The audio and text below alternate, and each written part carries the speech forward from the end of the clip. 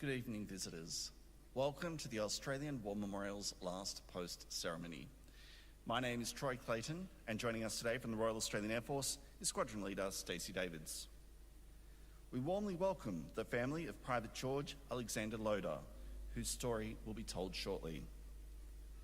We welcome the veterans who have served, those that are still serving, and the families that love and support them.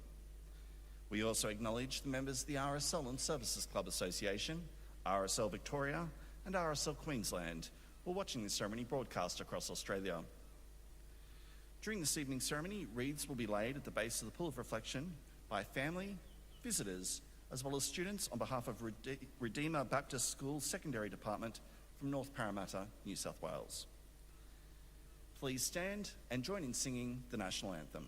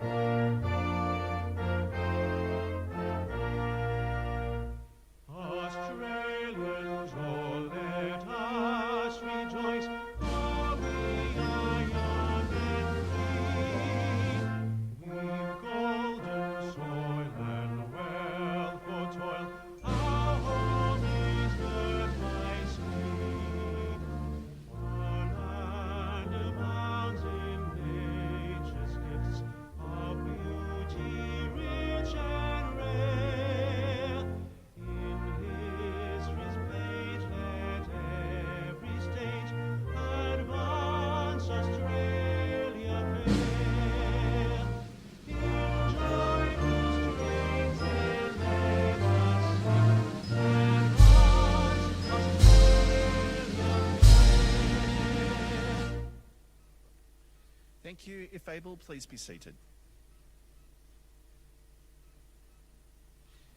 The Australian War Memorial was the vision of Charles Bean, Australia's First World War official historian. Bean landed with the Australian troops on Gallipoli and stayed with them at the front through to the end of the war. The idea of this national memorial and museum came to him at Pozières, France, in the depths of the bloody fighting of 1916. Bean's idea was that this would be a place where families and friends could mourn their loved ones buried in faraway places. It would also be a place that could help all Australians understand what these men and women had endured and what they had done for us. Bean's vision, to which we remain true, is best expressed as inscribed in the entrance to the memorial's galleries. Here is their spirit, in the heart of the land they loved, and here we guard the record which they themselves made. Tonight, we will read the story behind just one of those on the Roll of Honour, which lists the names of more than 102,000 men and women who have given their lives for us in war and operations for more than a century. But first, we present a lament, Flowers of the Forest. Wreaths or floral tributes will now be laid at the base of the Pool of Reflection.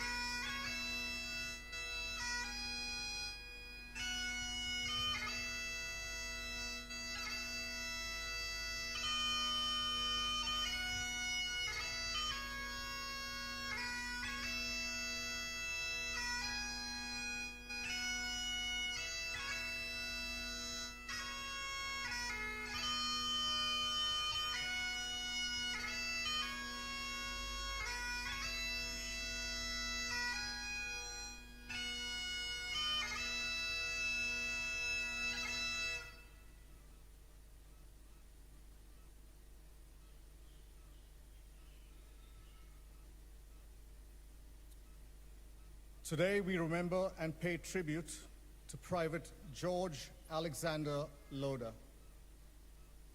Loader was born on the 5th of March 1888 to Henry and Christina Loader of Miners Rest, a suburb on the rural fringe of Ballarat, Victoria. Henry Loader was a successful farmer, well known and respected in the Ballarat Shire, with a large family. When he died in 1911 after a long and painful illness, his wife and children remained in the family home and continued their strong involvement in the local farming community. George Loader had enjoyed steady work as a farmhand before enlisting in the Australian Imperial Force on the 17th of March 1916. He was allotted to the 2nd Reinforcements to the 38th Infantry Battalion, and after a period of training, embarked from Melbourne on the troop ship Orontes on August 1916, bound for England. After further training in England, Private Loader joined the 38th Battalion in November 1916 as it left for France. The battalion moved into the trenches of the Western Front for the first time on the 1st of December during a particularly bitter European winter. Later in the month, Loader was admitted to hospital with mumps, but returned to his unit in January 1917. In March, he presented with vomiting and was diagnosed with gastritis, but again recovered quickly and returned to his unit shortly after. The 38th Battalion fought in its first major battle at Messines in Belgium on the 7th of June. The initial assault was preceded by the detonation of 19 huge mines under the German front line, which caused an estimated 10,000 German casualties. British, Australian, and New Zealand infantry advanced behind a carefully coordinated artillery bombardment and took their objectives within the first hours of the battle. Loader was wounded during this operation with a gunshot wound to his right arm. He was sent to England and admitted to Graylingwell War Hospital, where he recuperated and rested. Loader rejoined his unit in late October after it had suffered heavy casualties in the battles of Broodcinder and Passchendaele. Belgium was to be the focus of the 38th Battalion's activities for the following months, and it was in Belgium that Loader was again wounded in action on the 3rd of December 1917, this time suffering from a gunshot wound to his right foot. Again, he was sent to England to recover. He rejoined his unit in late March 1918, in time to be rushed south to France to meet the German army's spring offensive. During this time, the battalion continued to play an active role in the 3rd Division's advance along the Somme Valley and was involved in an ill-conceived attack that failed to capture the village of Proya on the 10th of August. About 3 p.m. on the 28th of August, Private George Loader's company entered the village of Corlou and immediately encountered strong opposition, which was only subdued by determined effort. The company suffered a number of casualties as a result of this action. Among the dead was Private George Loader. He was 30 years old. He was buried nearby in the Corlou French Military Cemetery, and was later reinterred in the Hem Farm Military Cemetery just north of the River Somme. His grave bears the following epitaph requested by his mother. Nearer, my God, to thee, my son gone down, in my dreams I be. Nearer, my God, to be. George Loder's name is listed on the roll of honor on my right, among almost 62,000 Australians who died while serving in the First World War. His photograph is displayed today beside the pool of reflection. This is but one of the many stories of service and sacrifice told here at the Australian War Memorial. We now remember Private George Alexander Loder, who gave his life for us, for our freedoms, and in the hope of a better world.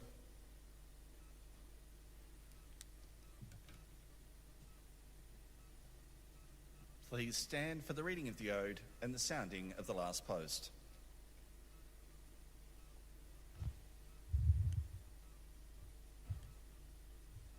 They shall grow not old, as we that are left grow old.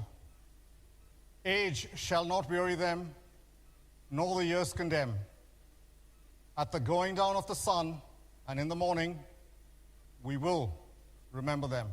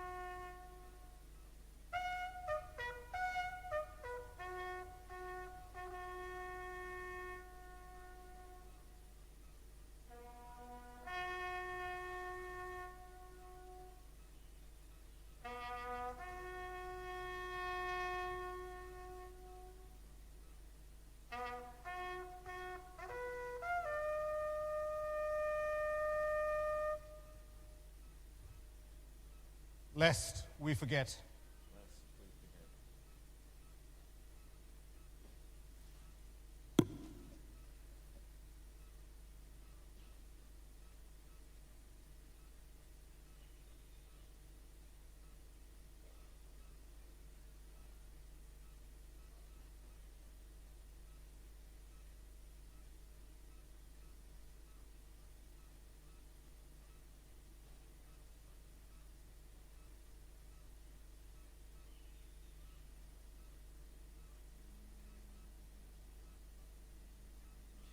We leave you this evening with the words of the memorial's founder, Charles Bean. Many a man lying out there at Pozières or in the low scrub of Gallipoli, with his poor, tired senses barely working through the fever of his brain, has thought in his last moments, well, it's over. But in Australia, they will be proud of this. Ladies and gentlemen, girls and boys, that concludes the last post ceremony. Please feel free to visit the Poppy display as you leave. You may also indulge in some refreshments at Poppy's Cafe, which will be open until 9 p.m. And join us back in the commemorative area from 6:30 p.m. for the late night opening. We thank you for visiting the Australian War Memorial and wish you all a very good evening. Thank you.